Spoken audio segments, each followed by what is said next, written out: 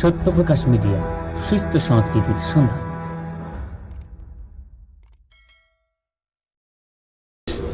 আর কয়েকদিন পরেই শুরু হচ্ছে আল্লাহ সুবহানাহু ওয়া তাআলার রহমত, বরকত, নাজাত, মাগফিরাত, বহুবিধ কল্যাণের মাস রমজানুল করিম, রমজানুল মুবারক।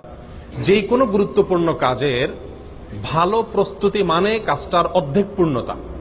যে কোনো গুরুত্বপূর্ণ বা বড় কাজ আগে থেকে ভালোভাবে প্রস্তুতি গ্রহণ যদি ভালোভাবে করা হয়, তাহলে সেই কাজটি অর্ধেক পরিপূর্ণতায় পৌঁছে যায়, প্রস্তুতিটা যদি ভালো থাকে।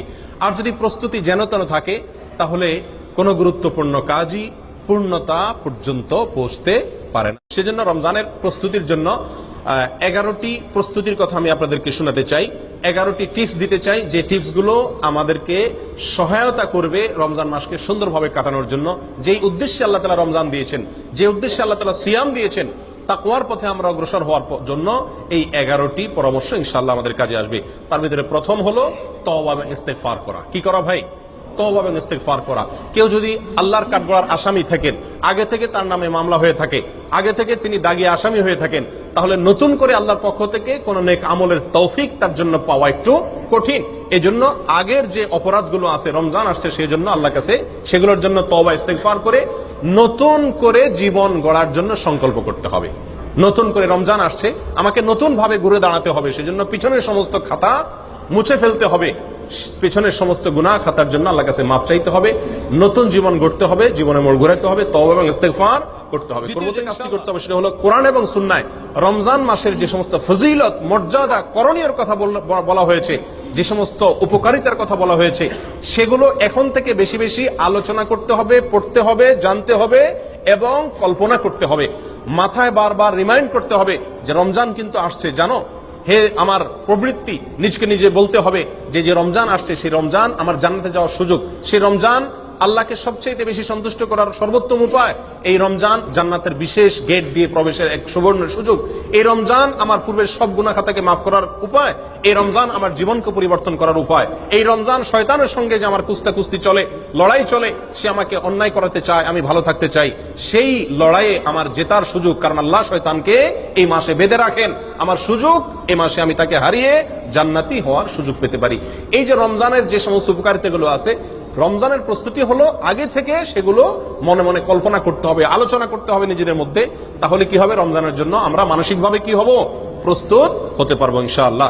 তৃতীয় যে কাজটি করতে হবে সেটি হলো ক্ষমা এবং সওয়াব লাভের জন্য, রমজান মাসে মাগফিরাত লাভের জন্য, অতিরিক্ত সওয়াব আল্লাহ সুবহানাহু ওয়া তাআলার কাছ থেকে সংগ্রহ করার জন্য এখন থেকে মানসিকভাবে দৃঢ় প্রতিজ্ঞা করতে হবে। মানসিকভাবে কি করতে হবে ভাই? দৃঢ় প্রতিজ্ঞা করতে হবে, এরাদা করতে হবে, পাক্কা এরাদা করতে হবে এখন থেকে যে আমি এই রমজান, জীবনের যত রমজান যেভাবেই গেছে না গেছে, এই রমজানটা আর আমি কি করবো না, হেলায় কাটাবো না। ভাই নবী সাল্লাল্লাহু আলাইহি সাল্লামের জীবনে 7 বা 8টি রমজান পেয়েছেন। সাহাবায়ে কেরাম বেশিরভাগ সাহাবীদের জীবনে 2, 4, 5, 6, 7, 8টি রমজান পেয়েছেন। আমরা এক একজন আলহামদুলিল্লাহ জন্মসূত্রে মুসলিম, আমরা আলহামদুলিল্লাহ প্রাপ্তবয়স্ক হওয়া থেকে মৃত্যু পর্যন্ত রমজান পাচ্ছি, 30-40 বার জীবনে রমজান পাচ্ছি। তারা জীবনে 2, 4, 6টি, 7টি, 8টি রমজান পেয়েছেন, প্রাপ্তবয়স্ক হয়েছেন, 40-45 বছরে মুসলমান হয়েছেন, কয়েক বছর পরে মারা গেছেন, শহীদ হয়ে গেছেন, জিহাদের ময়দানে গেছেন, মাত্র কয়েক বছর রমজান পাইছেন। রমজানের রোজা ফরজ হয়েছে যখন, তারপর নবী সাল্লাল্লাহু আলাইহি ওয়াসাল্লাম মাত্র 7-8 বছর বেঁচে ছিলেন।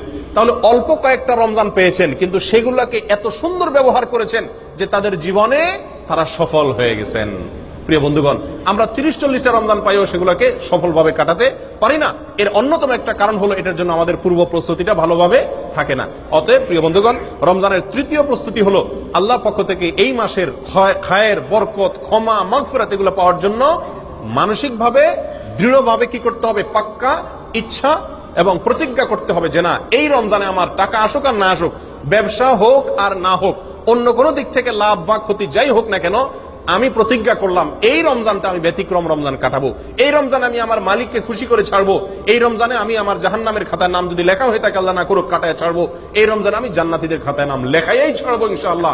এজন্য প্রতিজ্ঞা করতে হবে। 4 নম্বর যে প্রস্তুতিটা নিতে হবে প্রিয় বন্ধুগণ, সেটা হলো এই রমজানের আগে গত বছর বা তার আগের জীবনের কোন রমজানের রোজা যদি কাজা হয়ে থাকে, এই শাবান মাসের শেষ হতে না হতেই সেই রোজাগুলো আগে কি করতে হবে? রাখতে হবে। একটি রমজান আসার আগে আগেই পূর্বের রমজানের রোজা কি করতে হয়, কাজা করে শেষ করতে হয়। যদি থেকে থাকে সেগুলো পূরণ করতে হবে। মা বোনদের থাকার সম্ভাবনা থাকে তাদের শেষ করার জন্য উৎসাহ দিতে হবে। নিজেদের থাকলে কোনো অসুস্থতার কারণে বা কোনো কারণে যদি রমজানের রোজা বাদ যেয়ে থাকে তাহলে এই রমজানের আগে আগে সেগুলো শেষ করতে হবে। এটা হলো 4 নম্বর প্রস্তুতি। নাম্বার 5, আল্লাহ সুবহানাহু ওয়া তাআলা সাধারণ যে ক্ষমা ঘোষণা করেন রমজান মাসে, ওয়ালিল্লাহি উতাকাউ মিনান নার, আল্লাহ সুবহানাহু ওয়া তাআলা রমজান মাসে বহু লোককে ক্ষমা করে দেন, বহু লোককে আল্লাহ তাআলা কি করেন, ক্ষমা করে দেন, মুক্ত করে দেন জাহান্নাম থেকে। এই যে আল্লাহ সাধারণ ক্ষমা, এটা পাওয়ার জন্য কোন কোন হাদিসে কয়েকটি শর্ত আছে, তার ভিতরে একটি হলো শিরক থেকে মুক্ত হওয়া। কি থেকে মুক্ত হওয়া? শিরক থেকে মুক্ত হওয়া। আরেকটা হলো হিংসা থেকে মুক্ত হওয়া। রমজান আসছে, আল্লাহ তাআলা অটোমেটিক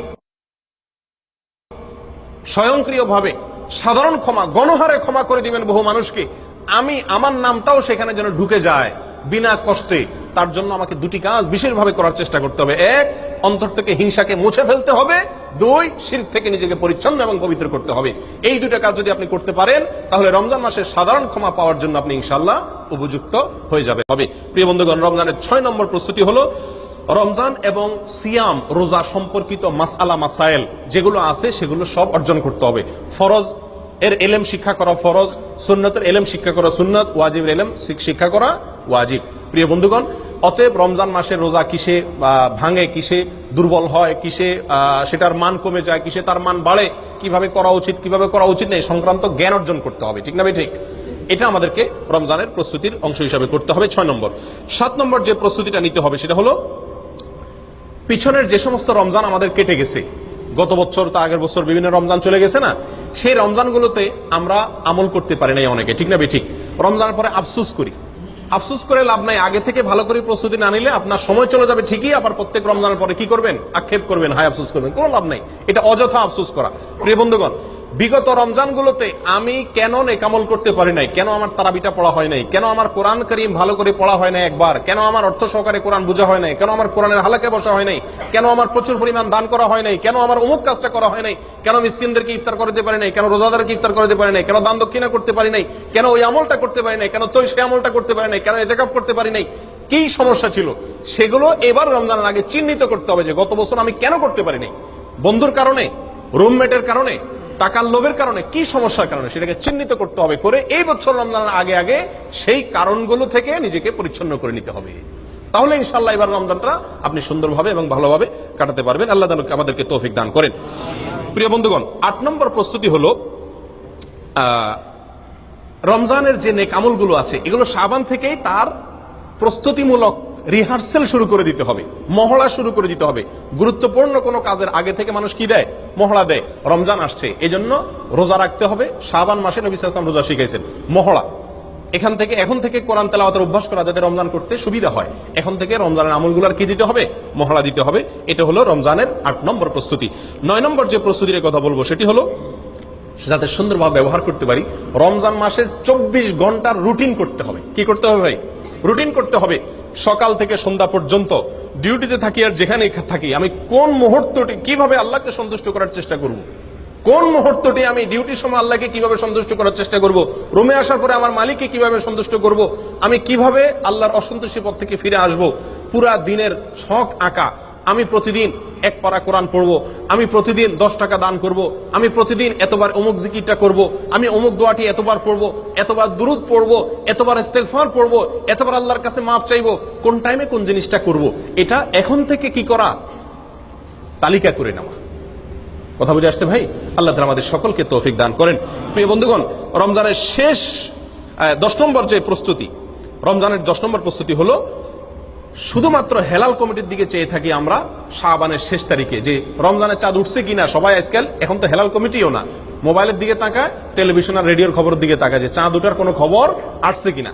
চাঁদ দেখার সুন্নতটা পৃথিবী থেকে বিদায় হওয়ার পথে।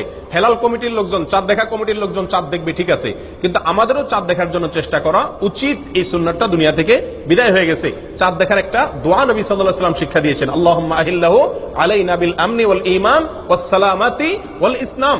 আল্লাহ নিরাপত্তা এবং শান্তি নিয়ে যেন এই চাঁদ আমাদের মাঝে আগমন করে, এই দোয়া নবী সাল্লাল্লাহু আলাইহি ওয়াসাল্লাম শিক্ষা দিয়েছেন। অতএব রমজানের প্রস্তুতি 10 নম্বর প্রস্তুতি হবে শাবানের শেষ তারিখে 29 তারিখে যার যার সাধ্য অনুযায়ী চাঁদ দেখার জন্য পশ্চিম আকাশে একটু অনুসন্ধান চালানো। কথা বুঝে আসছে ভাই? আমরা সবাই করবো তো ইনশাআল্লাহ। এটা আমরা জীবনে কয়বার করেছি সন্দেহ আছে। ছোটবেলা হয়তো গ্রামে থাকতে করা হয়েছে, আর করা হয় নাই। চেষ্টা করতে হবে যেখানে থাকে আমি নিজে সাধ্য অনুযায়ী 4টা দেখার চেষ্টা করব। যদি দেখলাম তাহলে দোয়াটা পড়ার সুযোগ পেয়ে গেলাম। 11 নম্বর সর্বশেষ রমজানের প্রস্তুতি হলো ভাই বেশি বেশি আল্লাহর কাছে দোয়া করা এখন থেকে। মালিক, আমি যতই চেষ্টা করি তোমার তৌফিক না হলে কোনো ভালো কাজ করার তৌফিক হবে না। আল্লাহ, রমজানে কত মানুষ সৌভাগ্যবানদের কাতারে নাম লেখাবে, আল্লাহ কত মানুষ ক্ষমাপ্রাপ্ত হয়ে যাবে, আল্লাহ কত মানুষ জান্নাতি হয়ে যাবে। মালিক, আমি যেন সেই সৌভাগ্যবানদের কাতারে হতে পারি। আল্লাহ, তুমি একটু আমাকে তৌফিক দিও, সহজ করে দিও। এই জন্য এখন থেকে আল্লাহর কাছে কি চালাইতে হবে? দোয়া চালাইতে হবে।